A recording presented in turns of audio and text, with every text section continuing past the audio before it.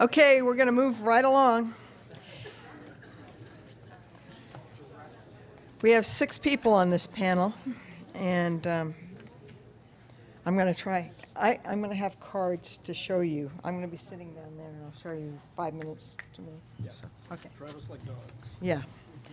Okay, so I'm just going to show a few slides to get started, and then I'm going to introduce everybody at one time, and then I'm going to let them say who they are when they come up. They know the order. Okay.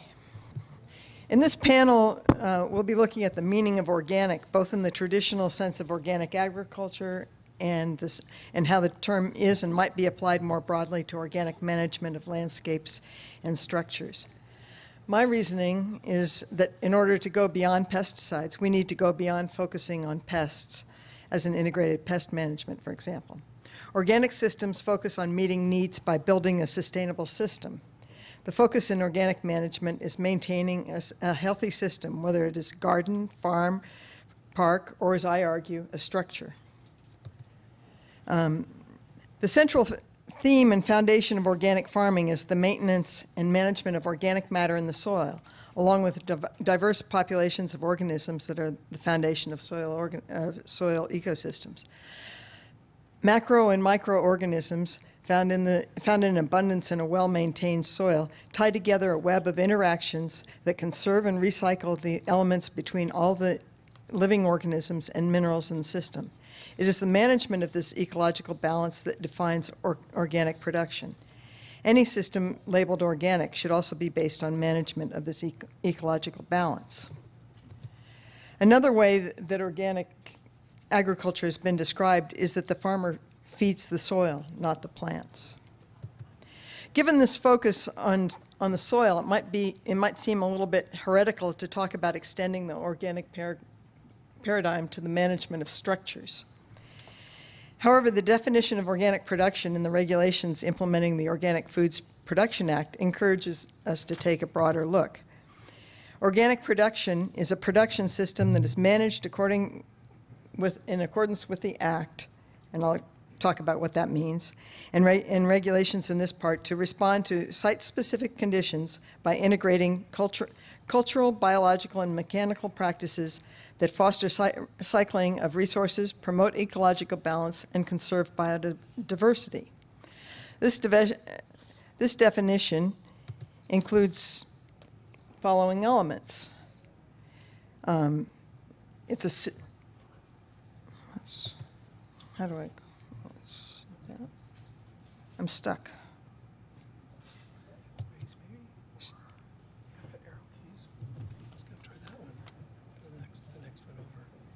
This one? Page down? Somebody help? How do I go to the next? Yeah, where's that? Oh, okay. Is that not working? No. Oh, okay. Let's see this. I don't see the. Try and plug that in. There we go.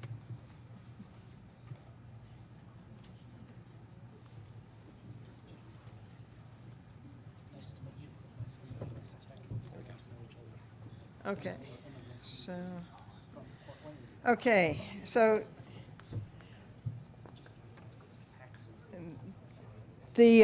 so that definition includes the following elements. It's a system that is managed in accordance with the Act, and that includes a preference for natural on-site inputs and limited conditions for limiting conditions for allowed synthetic inputs. It includes responding to site-specific conditions, integrating cultural and biological and mechanical practices, and fostering the recycling and promoting ecological balance. I read that before. Okay, so this is how it could. When I say that we can apply this to a structure, I mean we can look at our structure as a system. The organic management of your home then could involve managing food and water, eliminating waste, using cultural, biological, and mechanical methods of preventing unwanted inhabitants in your house, fostering biodiversity by allowing birds and spiders a place to thrive, for example. And when you choose materials to meet unexpected contingencies, that you use those that are harmless to people and the environment, that are essential and compatible with organic and sustainable practices. Okay, now I'm going to introduce our speakers. John Wild is the housing inspector of the Housing and Community Services Agency of Lane County, where he implements least toxic pest control techniques in public housing to reduce pesticide use. Such techniques include the use of heat and cold probes that shock bed bugs with temperature extremes, room heating to prevent importing bed bugs on incoming furniture and personal items, and the use of least toxic horticultural oils that stop bugs on contact. Mr. Wild received the Rachel Carson Award in 2011 for his commendable work. Jade Florence is a PhD candidate who's interested in the use of cultural control, biocontrol, and integrated pest management. Before pursuing her graduate degree at Oregon State University through the Department of Botany and Plant Pathology, she worked as a field assistant to implement IPM measures in agriculture. Currently, she works through a partnership with the Northwest Center for Alternatives to Pesticides and OSU to determine organic management practices for mummyberry, a fungal disease that affects blueberries. Colleen Lockovitch is the program manager at Oregon Tilth. She brings education and practical experience to the table. She has a bachelor's degree from Purdue University in public horticulture and over 15 years of experience working in different public gardens in the United States and abroad. Her passion is urban and sustainable gardening with a focus on native plants. Most recently, Ms. Lockovitch served as the director of the Lurie Garden in Chicago's Millennium Park and completed a year-long horticultural fellowship in Great Britain. Chip Osborne, the founder and president of Osborne Organics, has over 10 years, 15 years? That was 5 years old. 15 years experience in creating safe, sustainable, and healthy athletic fields and landscapes, and 40 years of experience as a professional horticulturist. You're not that old, Chip. As a wholesale and retail nurseryman, he has firsthand experience with the pesticides routinely used in the landscape industry. Personal experience led him to believe there must be a safer way to grow plants. His personal investigation, study of conventional and organic soil science practices, and hands-on experimentation led him to become one of the country's leading experts on growing organic turf. He's also a member of the Beyond Pesticides board. Kevin Finney is the park operations manager for the city of Eugene, Oregon, where he leads a team which manages over 60 developed parks. He was instrumental in the creation of the city's pesticide-free parks program and the development of Eugene's integrated pest management policy and operations manual. And he recently headed the staff team that developed Eugene's resolution banning the use of neonics on city property. Kevin has degrees from UC Santa Barbara and University of Oregon and has worked in public land management in Alaska, Oregon, and the Republic of Marshall Islands. Rella Abernathy is the Integrated Pest Management Coordinator for the city of Boulder, Colorado. Boulder was one of the first cities to adopt an IPM policy and neighbor notification ordinance for pesticide applications. Boulder has nearly 100 urban parks and over 47,000 acres of open space land.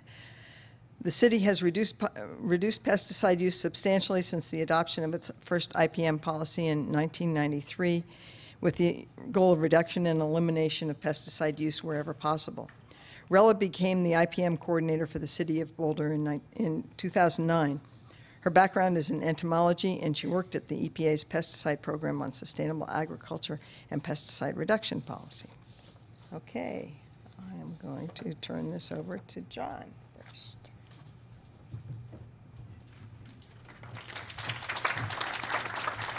So hopefully, let's see. let's, Close mine. let's,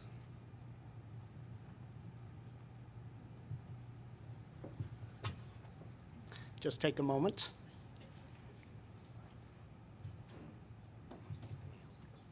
And this goes to the different slides. Yeah, you've got to click on something down there. Oh, okay. Sounds great. Good afternoon, everybody. I'm so impressed with the speakers so far. I was wishing that I could have gotten off work yesterday so that I could have been up here to hear all of the talks. So I am a property manager. I've worked 18 years in Portland and the last 8 years with the Housing Authority of Portland, which changed their name to Home Forward.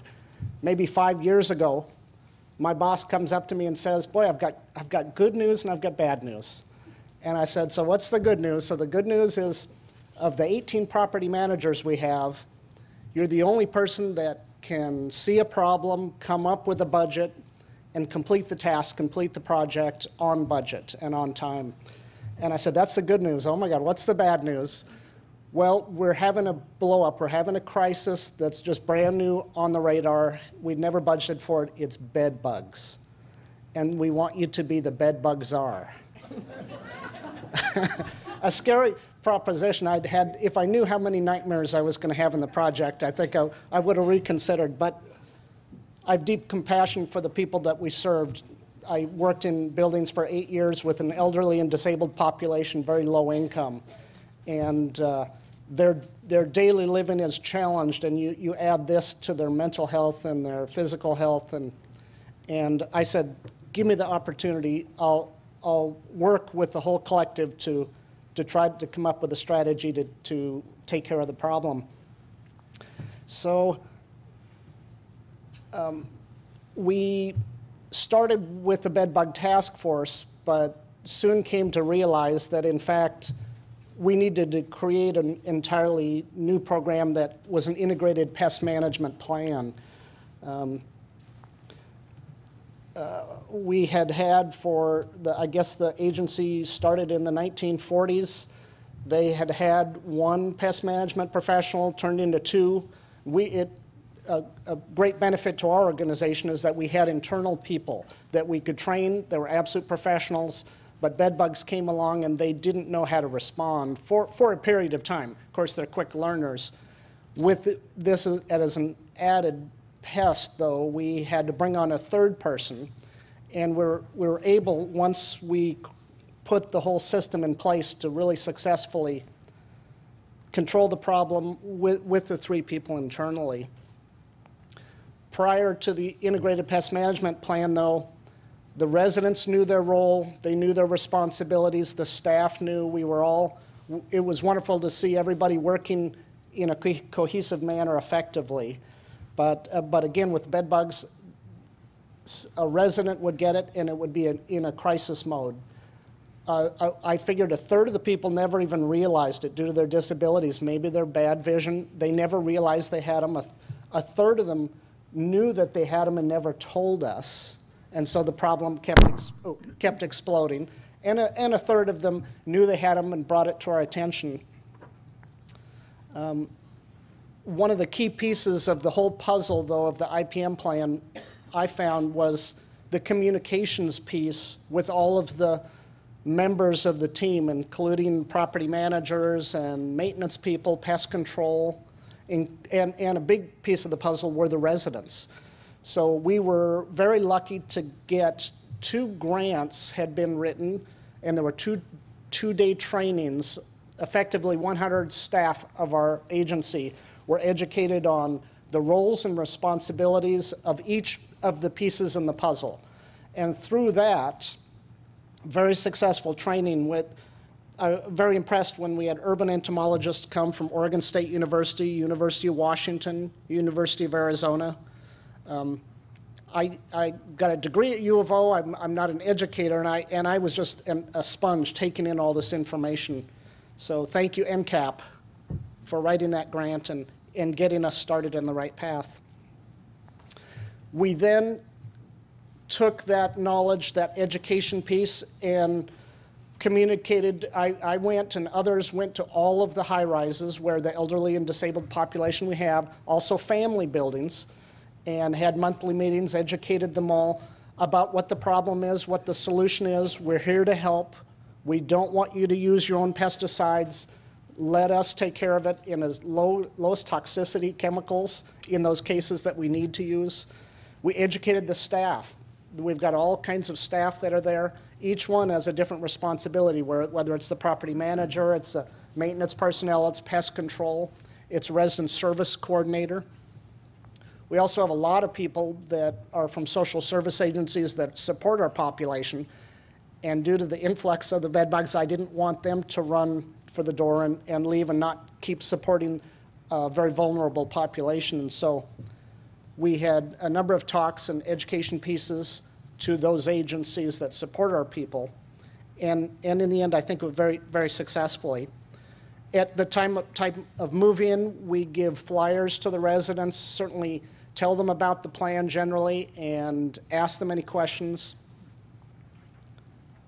Gives a little synopsis. Typically, when somebody moves in, they want the keys and they want to give us the check, and they're not really listening, but we have an ongoing meetings that about once a month that provided additional information so that it could sink in of what the residents' responsibilities are. We had posters in all of the buildings and brought it to the attention of the residents. Anybody can get bed bugs. That's the most important thing, to come and tell us, and we'll keep it in confidence. We'll give you a strategy and tools and supplies that you can use, and we will work with you, and we will help you throughout the cycle until it's completed. And periodically, we had a strategy of, it became apparent when people were throwing out furniture that was infested, that all of a sudden we realized it was being dragged outside in the middle of the night. Somebody else brings it to their apartment, and all of a sudden the problem is exploding. So we said, well, our staff needs to go in and take care of it. So there's the carrot and the stick. We would charge somebody if they brought it down. It was free to tell us, and our staff will go in and wrap it in plastic and remove it and make sure that the bed bugs aren't transferred to other apartments. HUD played an enormous part in the framework of the whole IPM plan. Here in a real basic slide shows in the broad brushstrokes the type of things that are needed according to HUD, and in fact, according to us as well, very, very effective methods to use for our IPM plan.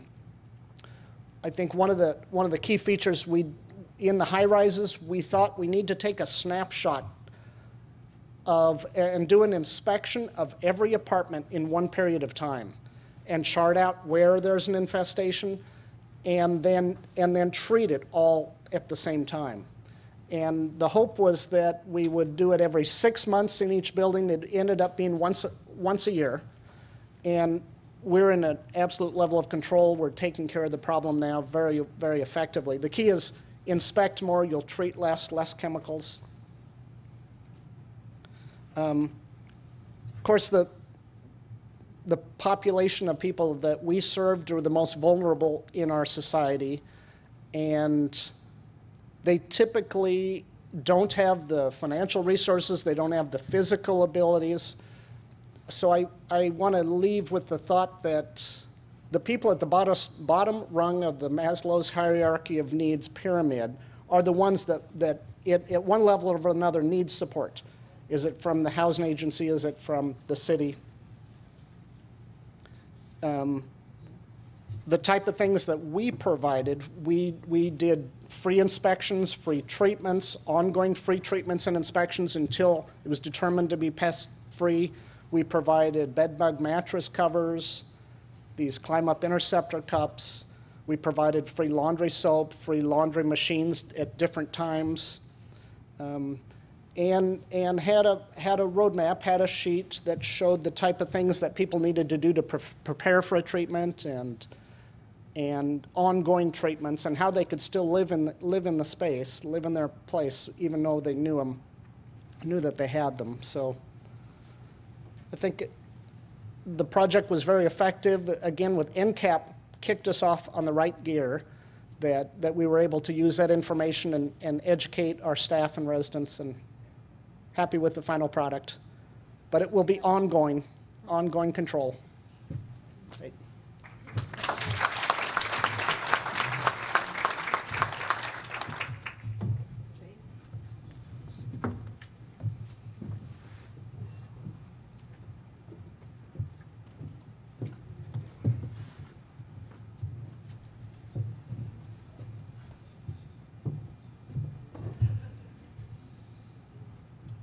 Okay, hello. My name is Jade Florence, and I'm a PhD student at Oregon State University, and I study botany and plant pathology. So today I'll be talking to you about integrated pest management, specifically in agricultural systems. So integrated pest management basically uses current and comprehensive knowledge of pests or pathogens and their life cycle to create a management routine that's more in tune with the ecological system. It's used to manage pests in the most economical manner while reducing possible hazard to people, property, and the environment. It can be used in agricultural systems, as we're talking about right now, or it can be used in home, garden, or the workplace. And it's different from organic in that organic pesticides are derived purely from natural sources, not artificial, whereas this might use organic pesticides but also employs a wide range of other techniques. And so the reason that we use integrated pest management is because it protects wildlife, it prevents degradation of soil, water, and air quality, it ensures a safe supply of agricultural products, and it safeguards the health of our agricultural workers and their families. And so in order to create an integrated pest management routine, there are some steps that we need to follow. So we start out at the base of our pyramid by setting action thresholds. And that means that we figure out the maximum of a pest that we're willing to tolerate. So a max amount of weeds that we have on our farm, for example. And then we go ahead and we monitor and identify those pests. So if it's weeds that we're looking to manage, we identify those weeds and we keep tabs on how that population is progressing. After that, we employ some prevention techniques. And so perhaps we'll mulch to prevent more weeds from sprouting up. But once we reach that action threshold, we'll go ahead and employ our control tactics. And there's a wide range of control tactics that we might choose. So we have mechanical and physical control, chemical control, cultural control, biological control, and then genetic resistance. And these can all be used on an agricultural system. And so for mechanical or physical control, that's killing the pest directly. And so that's things like mouse traps or bird netting. Chemical control, of course, is using sprays. Within integrated pest management, we try to use the most selective pesticide possible. There are some pesticides that will just kill any plant that it touches or any herbaceous plant that it touches. And so within integrated pest management, we're trying to be as targeted as possible. Cultural control are practices that reduce the longevity of a pest. And so, for example, you might change your irrigation practices so that there's less water that's enhancing root disease. Biological control uses natural enemies to keep each other in balance so that we don't have to add extra inputs into the agricultural system. And then, of course, genetic resistance is when we breed plants to actually defend themselves from disease. And so today, I'm going to talk to you about 3 examples of integrated pest management from around the world that have been proven to work. I'll talk about root rot and the biological control that keeps it intact, kernel mold and the biological control that's been developed for that, and then my work on mummyberry and the cultural control that I'm developing for that. So root rot is caused by Phytophthora cinnamomi, which is a fungus-like organism. And basically what it does is it has these spores that are flagellated, and so they can swim in water. And so they swim through the soil, and they're actually attracted to root exudate, or chemicals that are secreted by the root system. And they get inside of the root, and as water is being drawn up and goes up the tree for photosynthesis, the pathogen is being drawn up with it and actually starts to block the xylem, or the area in the tree that transports water. And so as it does this, it actually stunts the tree, it can cause a lower yield, but it also causes tree death if it gets severe enough. And so in Australia, there was a farmer who was raising avocados. And he noticed that he had a really, really bad Phytophthora root rot problem. But then he noticed in the surrounding forest that the trees seemed to be much more healthy. And so he kept watching, and he noticed that there was a lot of leaf litter in the forest, but he was keeping his farm pretty much immaculate, much like the agriculture that we're used to here in the US. And so he decided that he was going to allow the leaf litter to fall from the trees and just collect on the ground to see what happened. And he saw a decrease in disease. And the reason that this was is because of a process called suppressive soils. And that's actually where, by increasing leaf litter and organic matter, you increase the number of microorganisms in the soil, and they actually compete with each other so that one can't prevail. For example, Phytophthora cinnamomi. And so by looking at the forest and copying that type of system, allowing the leaf litter to fall, he increased the microorganisms, and this became known as the ash burner method. Now it's actually a really famous method that's used on agricultural systems. Our second example is kernel mold, and that's caused by the fungus Aspergillus flavus. And it infects cereal grains, legumes, and it causes an infection of both peanuts and corn. And the biological control method is what's been used to keep this in check. So the problem with Aspergillus flavus is that symptom expression doesn't actually happen in the field most of the time. Most of the time, you'll have your harvest of peanuts, as we see here on the right, or corn on the bottom. But in the field, they'll look totally fine. And then they go into storage or go into transport, and they start to sporulate. And the problem with this sporulation is that it's producing something called aflatoxins. And aflatoxins are one of the most potent types of mycotoxins, and they are deadly to humans. And so it's estimated that over 4 billion people in developing countries are repeatedly exposed to aflatoxins with each meal, and it contributes to greater than 40% of the disease burden in developing countries. Aflatoxins can be responsible for things such as liver cancer, jaundice, anemia, immune system suppression, so it's a really, really big problem. And it's really hard to get pesticides or large agricultural inputs transported across the ocean and transported to small villages, so there needed to be some type of solution that was readily available. And so some phytopathologists figured out that what they could do was raise up little cultures of Aspergillus flavus, and there would be some that just happened to be mutants and weren't producing this toxin. And so they took those and then inoculated the field, and while Aspergillus flavus was still there, the one that was causing the toxic compound to be released, there was much more Aspergillus flavus that was non-toxigenic, and they were competing with each other.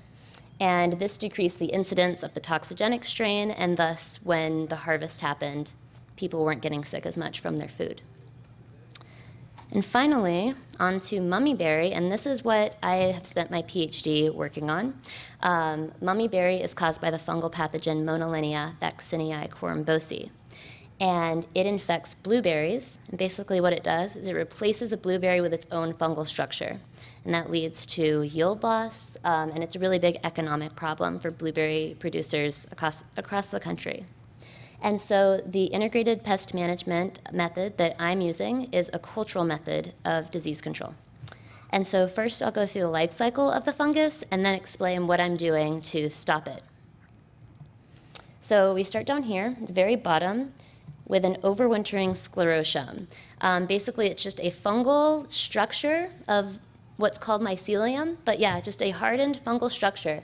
And it sits on the blueberry orchard floor from late summer all the way up until early spring, at which point it produces a mushroom. And these mushrooms have spores that are lined inside of it. And when wind blows through the blueberry orchard, these spores are picked up. And this happens at exactly the same time as a bud break. And so any spores that are flying around the orchard might contact newly opened vegetative tissue and will cause an infection. And here is an image of that infection. It's characterized by drooping shoots, discoloration, but it also starts producing secondary spores. And so the grayish color that you can see are those secondary spores. And a really interesting thing happens at this point. Those spores start to reflect UV light, secrete sugars, smell florally, and it's thought that these characteristics together are actually attracting pollinators. So they think it might be a flower, and they go over and check it out, and then they fly away to healthy blueberry flowers and deposit spores. And so unlike most fungi, which when they land on something will start to grow out in a highly branched pattern, like bread mold in your kitchen is a highly branched, this one has evolved to grow unidirectionally. And so it lands on the stigma and grows straight down the style and then waits in the ovary. And whenever the flower gets fertilized and fruit begins to develop, it'll grow inside of it. And so during summer, when the fruit's developing, we can actually cut open berries and see the fungus growing inside. And it'll keep growing and growing and growing until it takes over the entire berry. So basically the fungus eats a blueberry in its lifetime. And so it'll keep growing outward until harvest, at which point we'll find little shriveled berries on the blueberry bush. And these little mummies are easily dislodged by wind or people brushing up against the blueberry bush, and it falls down at the end of summer and then overwinters again from late summer until early spring. So it does it year after year after year and gets worse and worse and worse. So my PhD research project has been to look at the overwintering stage from late summer until early spring and figure out if I can interrupt that environmental cue sensing that leads it to producing the mushroom in early spring. And without getting too in-depth about it, here are the results that I've been seeing. So the first two columns with no leaf litter and with leaf litter is basically when we leave the system alone. And we have quite a few mushrooms being produced in those situations. The last two columns are when we use Douglas fir sawdust and we put it on top of these mummies that are out in the blueberry orchard. Douglas fir sawdust is a forestry byproduct, so it needs to be used. It adds organic matter to the system. It increases water retention. And now, in this case, it suppresses disease and stops it from being a huge problem on organic farms. And so, in summary, integrated pest management uses information about life cycles and pathogens' interaction with their environment. It can be applied to both agricultural and non-agricultural settings, and it's been shown to be effective around the world. Thank you.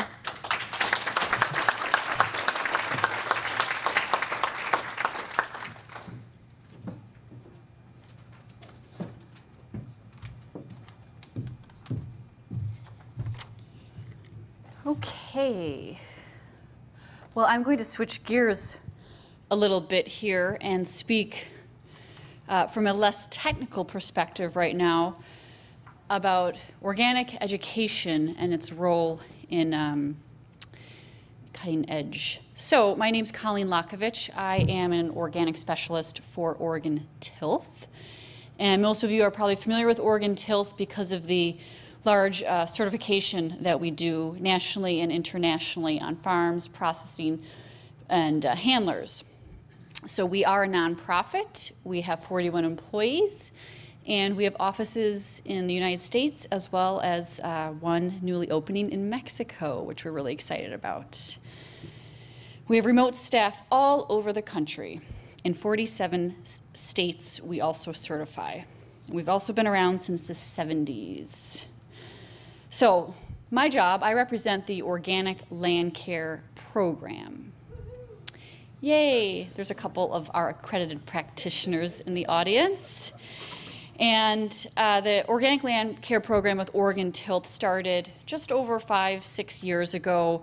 I'm really excited to be a part of the program right now because we've received some funding, we have a lot of support, a lot of momentum moving forward. And I sort of serve as the Portland rep, and my co-coordinator covers the other territories, Dave Alba. So I'm going to talk a little bit about some principles of organic land care, and in short, it really goes back to soil for us. I probably say this 25 times a week, that we grow soil, not plants. And that is the ticket. That is the core consistent thread in our program.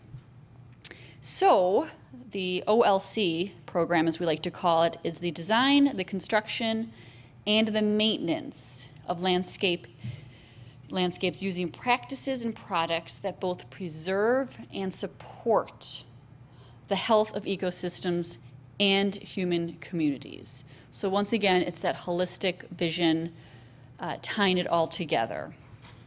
We work directly with schools, municipalities, park districts, golf courses. Our main sort of group of people that we educate, I would have to say, would be groundskeepers at private and public universities. And our sort of bread and butter of our program is what we call our accreditation practitioner program. And so you become accredited through us as a landscape professional. So what does that really mean? It means you accept policies and standards and procedures to promote and and physically do organic land care with your clients. We've worked with a collaboration of different organizations to come up with these standards, and the standards, even though it's a little bit sort of seems so proper, it really helps weed out the fakers of the audience and of the landscape world, because a lot of it really does go back to revenue. And so that's what we're really proud of, that program. We have this to sort of weed out the naughty people. So the accreditation program, once again, it's mostly regional, Olympia, Seattle, Portland, and it's held a couple times a year. It's 1 week training, so you are giving up your entire week, and it's really hard for some of these professionals because they're used to being outside and they're used to moving, and so that's a little tricky. But you're bringing in different instructors. There's lots of times for discussion, questions, outside activities, real hands-on implementation of soil tests, and everyone then has to take a test, which is strange after being away from college for so long. But it's an open book test, so it's more about collaborative problem solving. So, and then everyone has to sign a sort of an agreement, which really formalizes this commitment. You know, you're saying, I, Colleen Lockovitch, sign on to accepting and doing these policies and procedures. So that's sort of the 101 regarding our accreditation process. We have 81 accredited practitioners throughout the country and some out in British Columbia as well.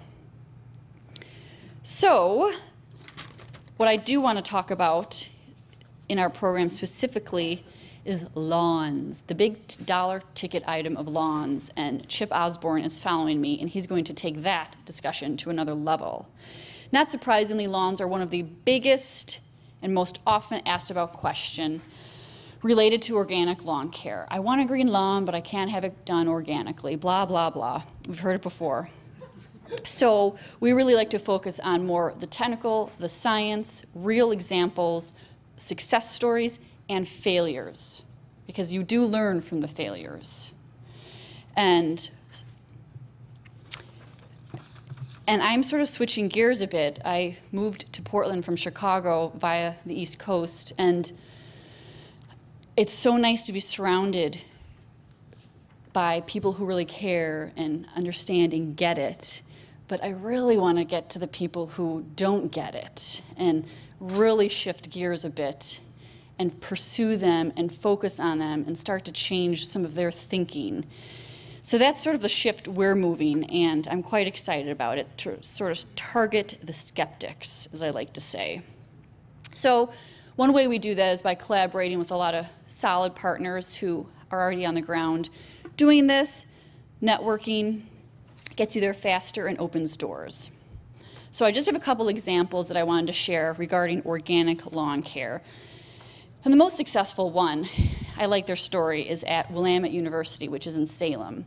And so prior to 2004, they had an entire page that I showed in my previous workshop of all the chemicals and pesticides they used. And basically the groundskeepers there got tired of spraying. They knew it was wrong, but it was also easy. Cut, paste, solution. Wasn't working well for them. They're also smart enough to know not to sort of go directly through the administration to implement change. And so they started to slowly work on their own.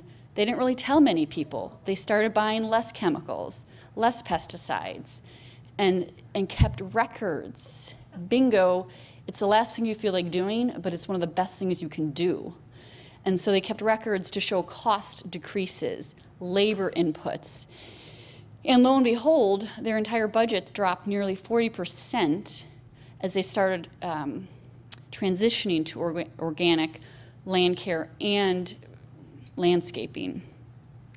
So they even have their sport field is organically managed, which is usually sort of the caveat that gets out of the picture. So they also work on nutrient cycling. They work with soil tests. They integrate a lot of native plant material, responsible plant material, so they're doing it all. So that's our sort of proudest success story. And then we have George Fox University, and they focus by zone management. So if you're going to start this, we encourage you to start with the low profile areas, ease into it if you don't have the guts to sort of go behind the scenes, which probably isn't, the best idea. But think about the areas that maybe some people might not notice. It's okay if, there's a transitional area with weeds in the turf. And then work your way up. It's better to show success than a couple of failures. And then Lewis and Clark, and Gabe Bishop at Lewis and Clark is the head groundskeeper there, and he's dynamite, and I commend him. 5 years ago, he took this big leap of faith and said, I'm going to not irrigate any of our lawn all summer long.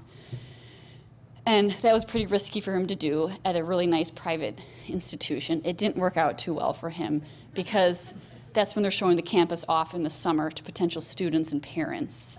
So he had to take a couple steps back and figure out another way, which he is succeeding. And then we have Reed College locally. They are more focused on eco-landscapes. They work with Salmon Safe. Their issue with organic lawns, they haven't quite been able to pull it through around the administrative buildings. So they're working on it. So, these are all baby steps. There is a lot of success that's happening. And most currently, we're very proud to say that we're working with the Washington State building, Capitol building in Olympia, and the groundskeepers there are very keen and open, and we've had the support to have all the lawn around the state capitol building managed organically. So that's a really big step. So that sort of wraps up what we do, but everyone here is doing their part, and I'm honored to be a part of it as well. And our background really is just trying to educate the professionals out there so that they can better represent the industry. So thank you.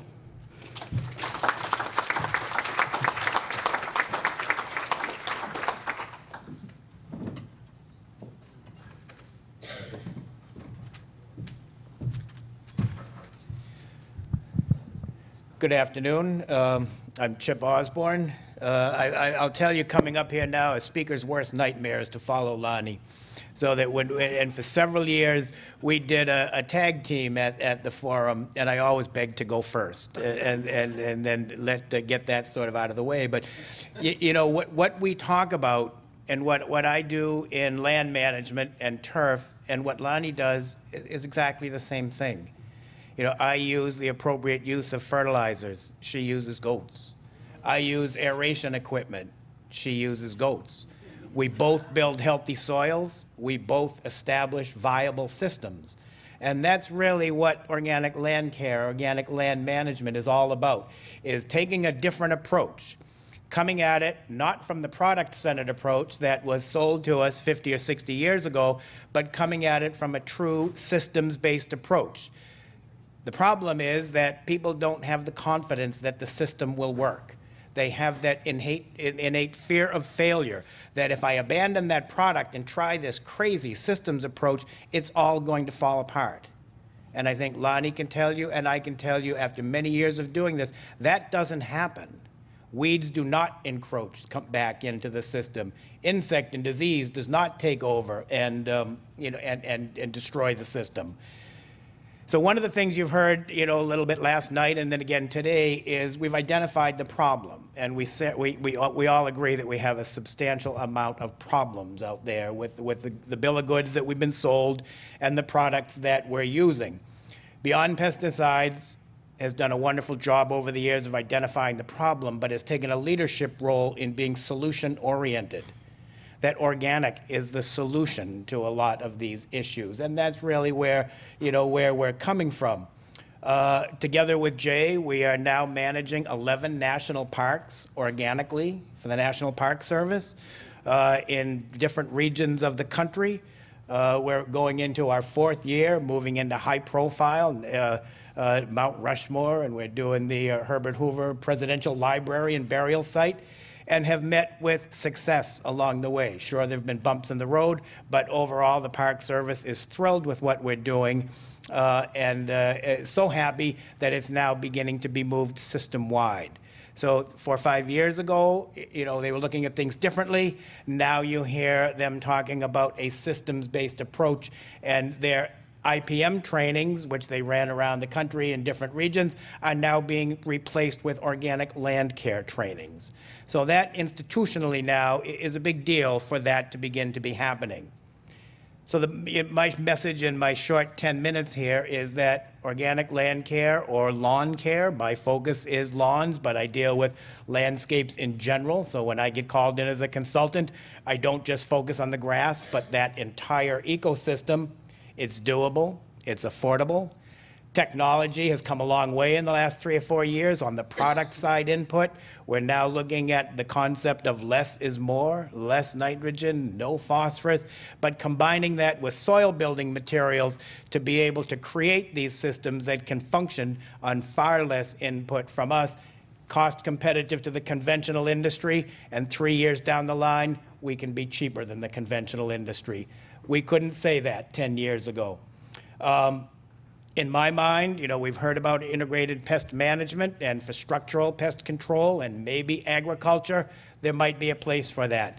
In land management, non-ag, I don't think there's room for integrated pest management. I propose the concept of organic IPM, where we have a protocol that is similar to integrated pest management, but it's based strictly on sound organic principles. And if we have to intervene with the system in a rescue form of way, we restrict ourselves to 25B, EPA 25B exempted products, or those products that they've chosen to exempt from the registration. Think about it. If a land care practitioner is managing grass and putting down that pre-emergent crabgrass control every spring, that's not IPM, because his first step should be to buy a bag of grass seed. If somebody, and to try to fill that bare spot with the weed, because crabgrass is a symptom, it's not a problem. The problem is you don't have enough grass growing in that turf area. If someone is putting imidacloprid down early in the season for grub control, there is no way that fits into an IPM program because they're not doing any of the monitoring or cultural practices or things that it takes to try to mitigate that pressure. So we need to really look at land management more in the organic framework.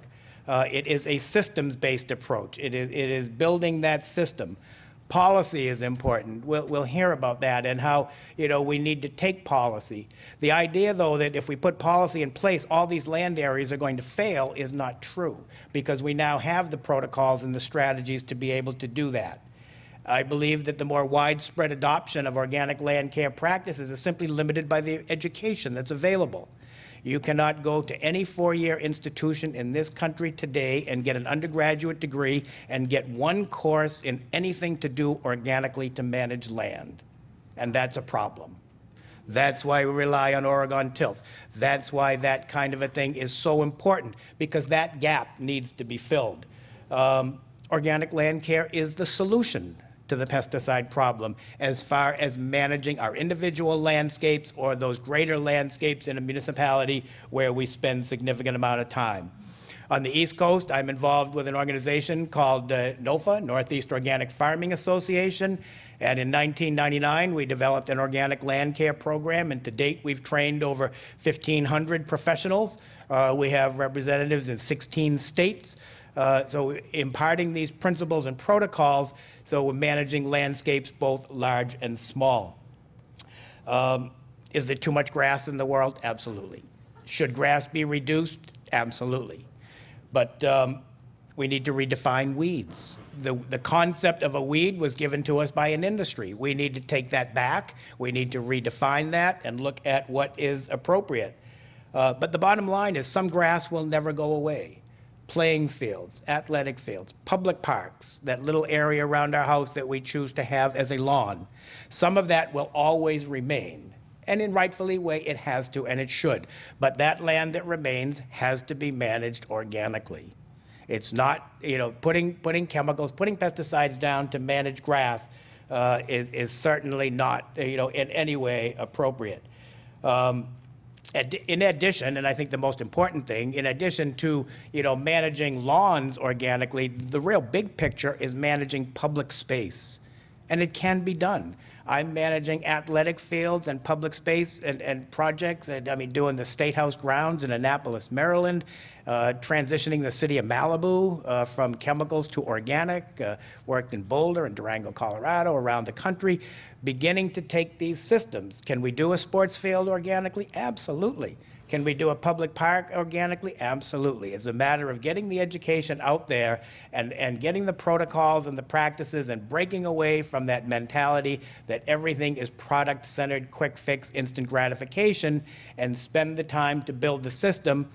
And once you do that, weeds don't come back in, insects don't invade, and fungal disease, you put the good guys to control the bad guys. You're putting the right beneficial fungal organisms to outcompete the pathogens.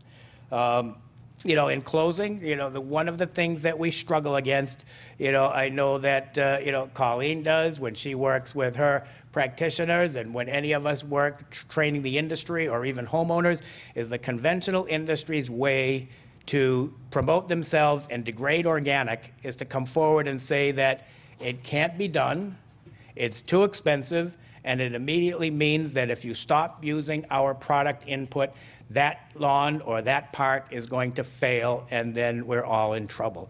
And the bottom line is that doesn't happen.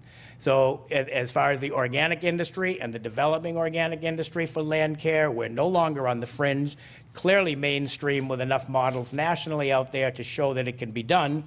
And our way of standing back up against the industry is to say the proof is in the pudding. Here it is. We've taken this system. It's, you know, managed to 5% weed pressure minus, if that's what we're trying to do with grass. And if you're managing grass chemically, that's the benchmark that they use. We want less than 5% weeds. Can we do that organically? Absolutely we can. So that's the pushback against the industry, is to say that we can do it at the same price you guys can do it, and we can meet the same expectations that you're after.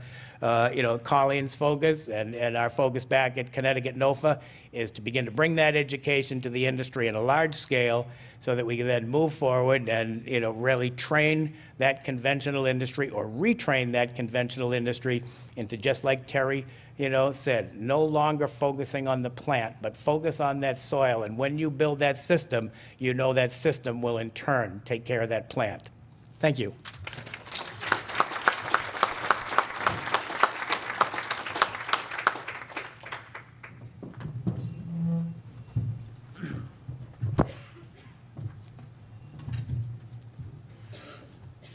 Let's see here.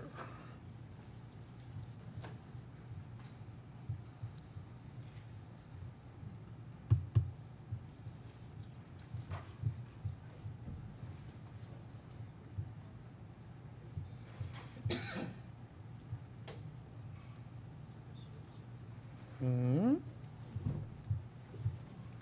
lost my cursor. I just want to go to the next one. You want to go to where? I just want to shut this so I can open mine.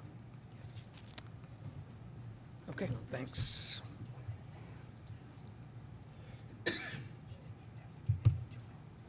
Okay. Good afternoon. I'm Kevin Finney. I'm the Park Operations Manager for the City of Eugene. I'm going to be talking today about how the City of Eugene uses integrated pest management, our pesticide-free parks program, our no-spray zones, and some of our recent advances against neonicotinoid insecticides use in the city. But before I go too much further, I want to acknowledge a couple of partners in the room, especially the NCAP team, who's been instrumental in the development of our program. So thanks for that. Thanks for having me here, too. And also Lisa Arkin from Beyond Toxics, who's been very instrumental in our community lately, kind of keeping us honest. So I appreciate everything that those folks are doing, pushing against all the information that comes from the industry, specifically. All right. So I appreciate the chance to talk with you today. A little bit for those of you who aren't from the Pacific Northwest, Eugene is a town of about 150,000 people, about 100 miles south of here. We're famous for a few things, the Oregon Ducks, and then lately for our ban, our City Council recently banned neonicotinoid pesticides.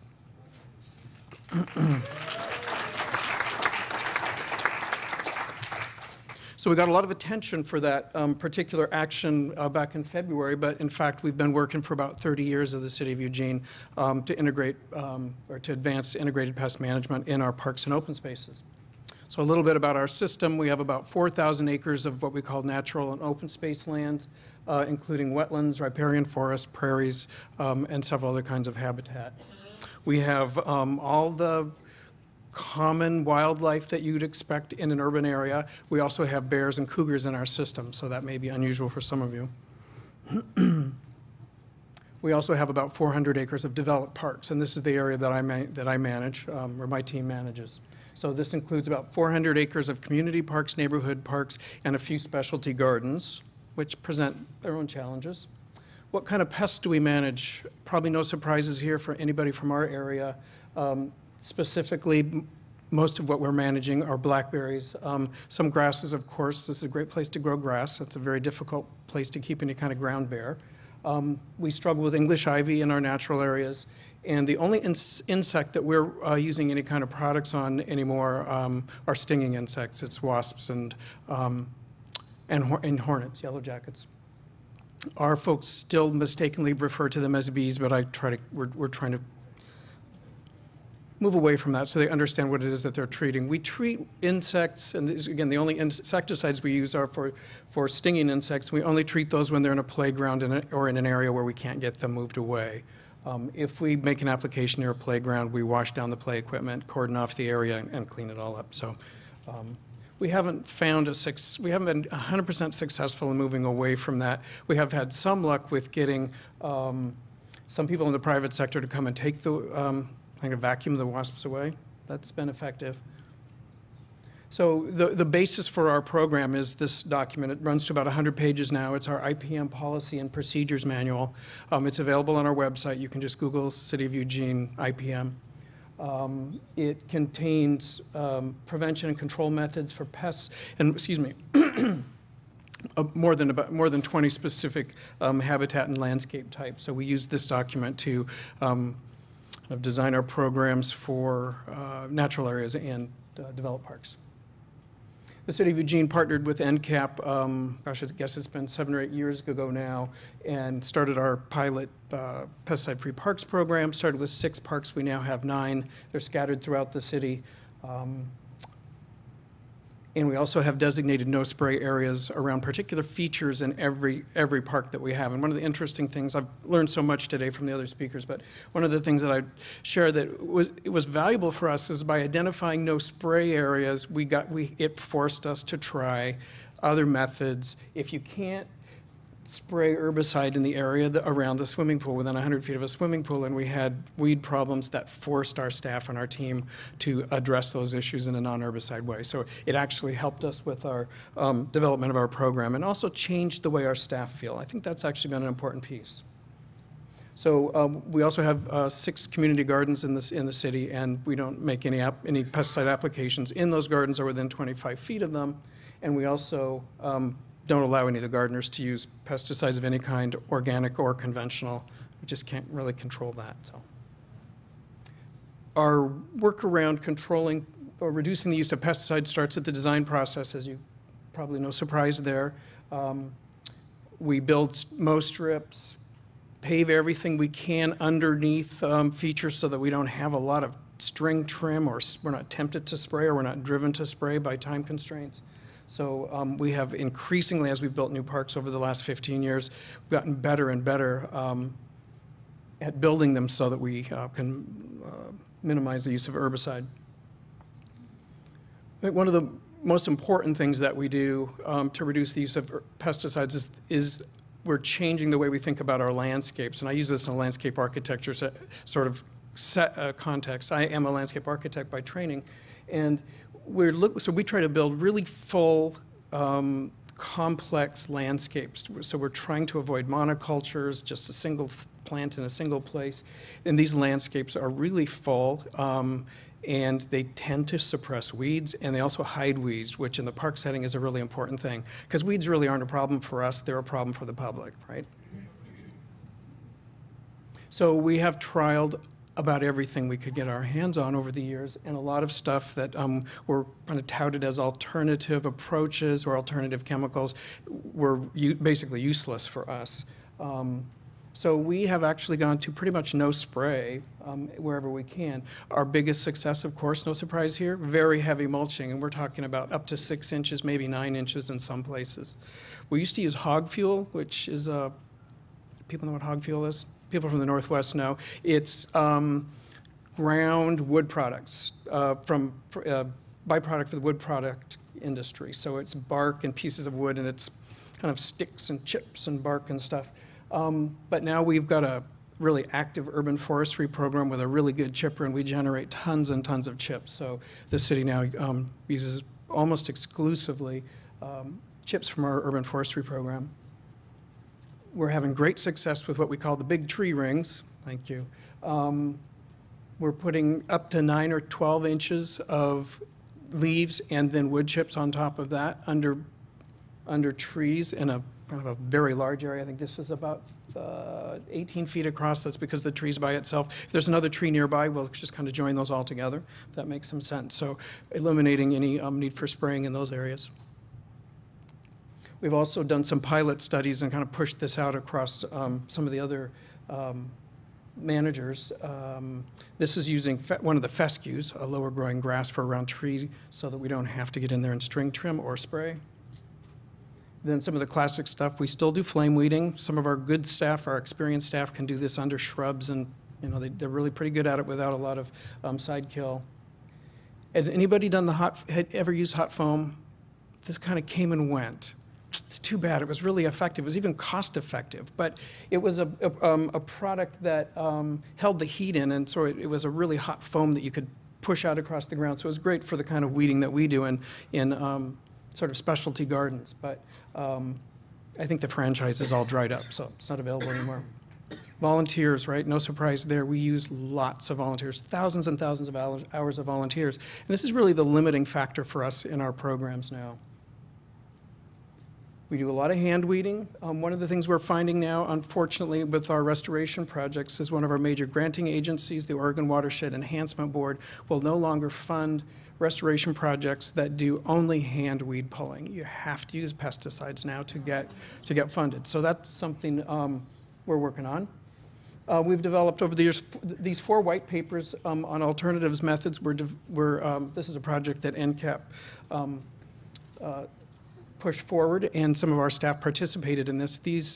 So there are 4 papers on alternative methods for landscape management without using pesticides. These are available from NCAP's website. So making a difference at the local level.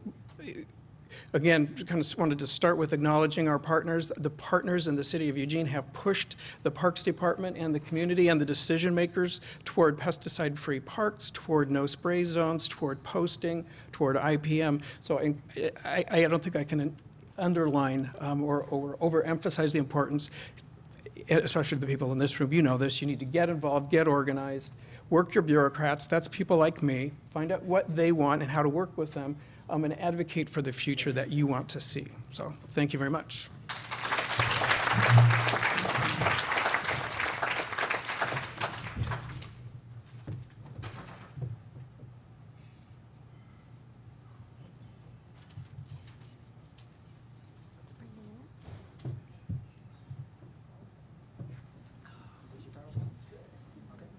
Hi. I'm Rella Abernathy, and I'm the IPM coordinator from the city of Boulder. I'm one of the few IPM coordinators in a whole region of the country. I think the closest one may be on this coast, but I work closely with a lot of the folks in the northwestern states, Oregon, Washington, and California. So I want to start by telling a little bit about Boulder. It's about 100,000 like Eugene. It's about 25 miles northwest of Denver, and it's located right at the base of the foothills of the Rocky Mountains. When Chip has talked about a systems approach and everybody's talked about this being holistic, that's been the basis of Boulder's philosophy for many years, is using a sustainable approach. And what I'd like to talk to you today about is the idea of taking risks, of trying new things, and I hope that I can inspire you with some of the things that a few individuals have done to make a change. So what I want to start with is to tell you about how the IPM program developed. And it's a little bit convoluted, but bear with me and maybe it'll make sense at the end. It starts about 50 years ago, and this is the University of Colorado. This is the library, and this is Norland Quad in front of the library today. And in the 1950s, two young assistant professors were leaving work, and they came across each other right here in this spot. And at this time in Boulder, it was post-World War II. There was explosive growth and development, just sprawling out. And they had heard that development was going to start going up the mountain backdrop, and they were really upset. And they were thinking, we got to do something about this. And this is a mountain backdrop that they were concerned about being filled in. So the two of them gathered other faculty members together and a few community members, mainly their wives, and they decided to brainstorm, and they came up with a really brilliant idea and strategy. And at that point, the city was talking about pumping water up to develop these areas. You know, that you have to have water to build houses and buildings. And so they got up about $500 together in the shoestring budget. They spent half of that on attorneys. And they got a ballot initiative actually passed, which is called the Blue Line Charter Amendment. And so that by stopping where the water was going, they were able to stop development. Now they knew that this would slow it, but it wouldn't stop it. And in 1964, this is Enchanted Mesa, which is a really beautiful spot in Boulder. A hotel developer was going to put a great big resort hotel there. It caused complete outrage in the community, and people went to city council, demanded that the land be condemned, and which council did, and then they turned around and bought it, raised the money to buy it, and were able to stop. That was one of the pieces of land that they bought. In order to keep purchasing lands around Boulder, they proposed a 4/10 of a cent tax and campaigned for that. The coalition moved forward, and in 1967, they passed the first dedicated tax in the nation that was used for the purpose of buying open space properties. With that money, they bought we have mountain parks. They bought properties in the mountains, wetlands that have been restored and protected, agricultural properties, grasslands and prairies. And today we have 47,000 acres of open space land in a ring around Boulder. And it's a really beautiful place because of that. So here are two of the old guys, the original faculty members. Al Bartlett's on the left. He died last year, unfortunately, and that's Lynn Wolf, an art professor, on the right. And this is the Bobolink Trail, which is by my house. So I'm one of the lucky recipients of the legacy that they left to all of us.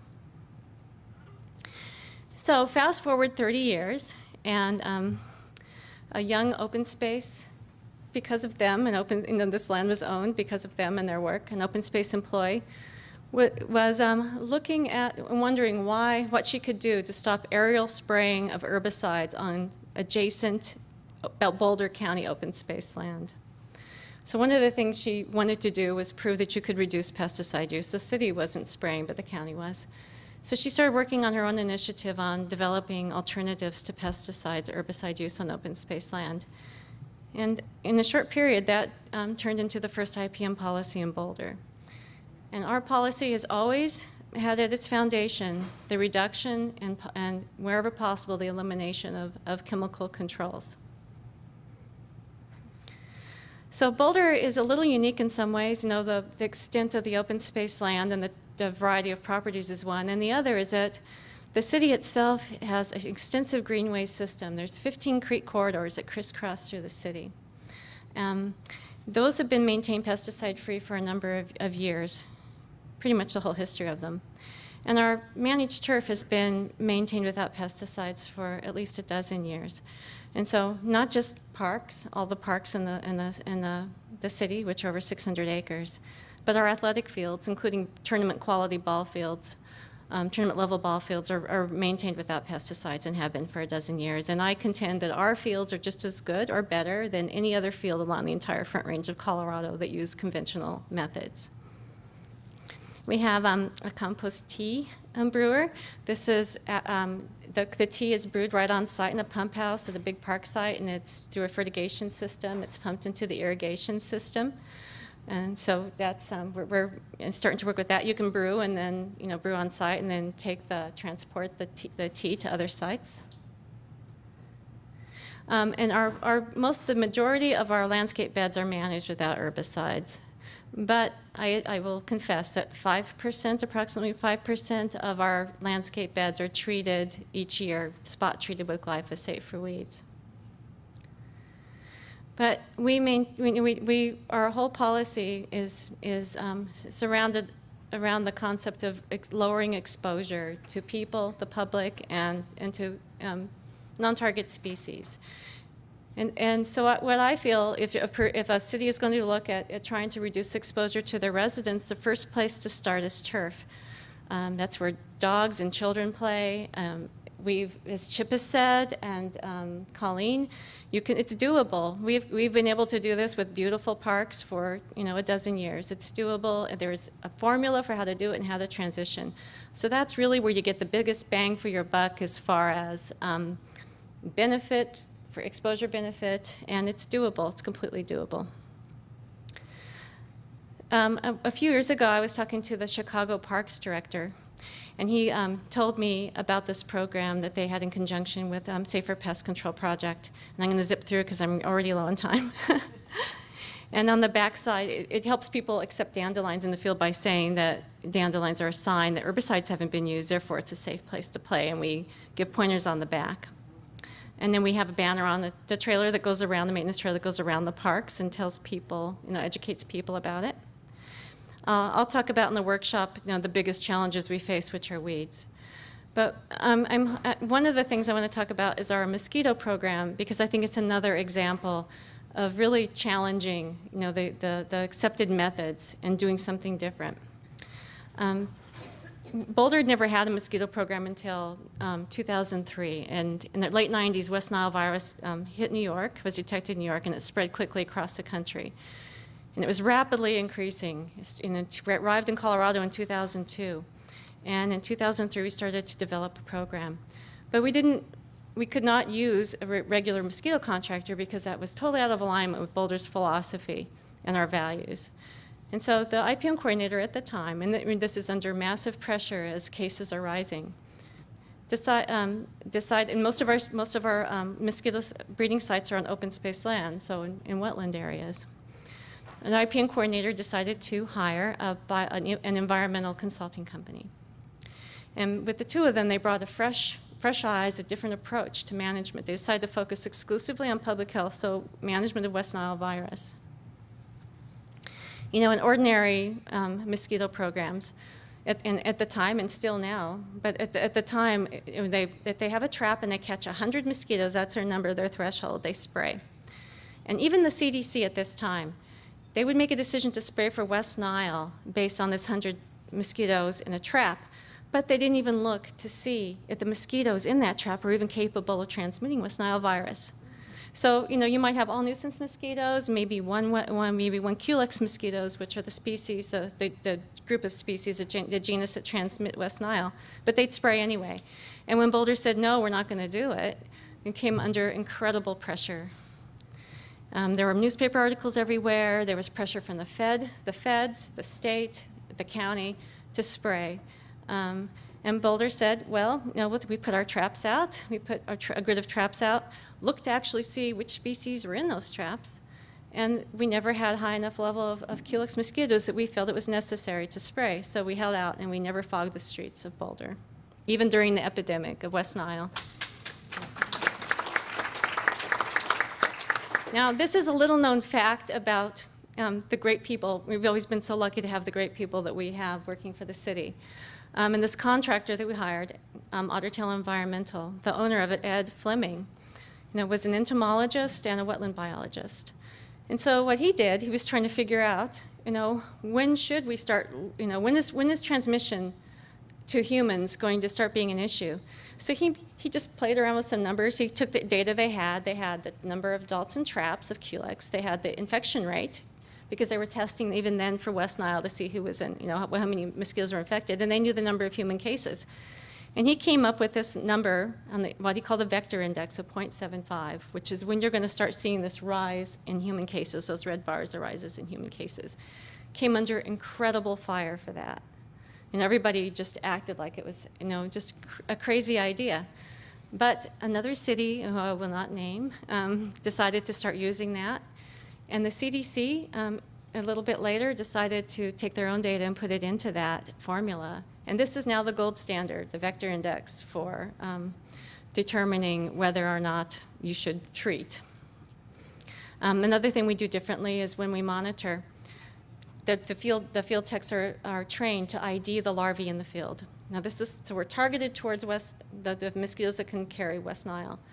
So if they see Culex mosquitoes, which are really easy to ID because they have these long siphons at an angle, they treat. If they don't see them, they don't. And over the years, the only time that any kind of spraying for adults mosquitoes has been done was that very first year. And it wasn't in the streets. It was in a targeted area where they had mosquitoes trapped. They knew exactly, that there were a risk there. And they sprayed the areas where the adult mosquitoes hang out during the day. They dry out easily in the hot sun.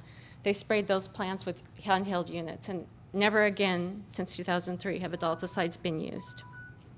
So I hope that these examples, encourage people to try different things, to look at things in a different way, because, a few people really can change the way that not just a city, but, a whole industry does things. And so, we need to keep being creative and come up with new solutions.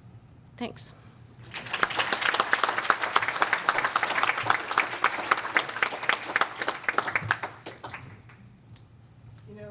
They told me that we wouldn't be able to do this. I was told that we wouldn't be able to get 6 people in this time. We actually have a few minutes left over. So if we have a couple of questions. I actually have a question for Lanny. I know we're all going back to Lanny, but you bring your goats into sort of toxic areas, and I know you said that, the sulfur has killed. What about pesticides or birth defects that you see, pesticide poisoning, death, birth defects? Do you see that in your goats? No. Oh, great. Thank you. Okay, another quick question? Back there? Actually, it's more of a comment. The definition of organic is missing a component that the NOSD included, which is minimal off-farm inputs.